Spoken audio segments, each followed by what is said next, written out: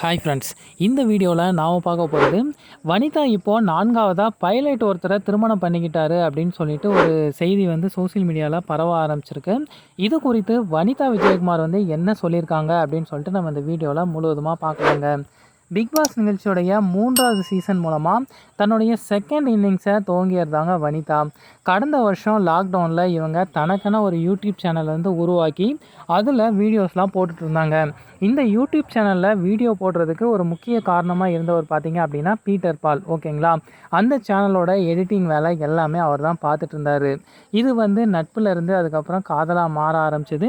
திருமணமும் செய்துக்கலாம் அப்படின்னு சொல்லி அவங்க முடிவும் எடுத்துக்கிட்டாங்க. ஓகேங்களா, திருமணம் பண்ணதுக்கப்புறம் நிறைய சர்ச்சைகள் வந்து உருவாகிச்சு.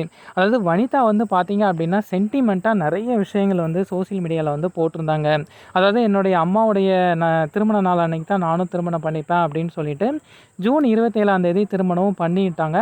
குடிச்சு விட்டு கும்மாளமாக ஆரம்பித்த அந்த திருமண வாழ்க்கை பார்த்தீங்க அப்படின்னா 3 மாதத்தில் வந்து முடிவுக்கு வந்துருச்சு. ஸோ வனிதா வந்து பீட்டர் பாலை அடித்து துரத்திட்டாங்க. இப்போ வந்து வனிதா என்ன பண்ணிகிட்ருக்காங்க அப்படின்னு பார்க்கும்போது நிறைய படங்களில் வந்து கமிட் ஆகிருக்கிறாங்க. ஸோ சினிமா லைஃப்பில் வந்து ஒரு ரீஎன்டர் வந்து கொடுக்க போகிறாங்க. ஆனால் இப்போது அதுக்குள்ளே இன்னொரு சர்ச்சை வந்து உருவாக ஆரம்பிச்சிருக்கு. அதாவது இப்போ வந்து வனிதா விஜயகுமார் வந்து பைலட் ஒருத்தரை வந்து காதலிச்சிட்ருக்கிறாங்க. கொல்கத்தாவில் இருக்கக்கூடிய ஒரு கோவிலில் வந்து இவங்க ரகசிய திருமணம் வந்து பண்ணிக்கிட்டாங்க அப்படின்னு சொல்லிட்டு ஒரு வதந்தி வந்து பரவ ஆரம்பிச்சிருக்குங்க.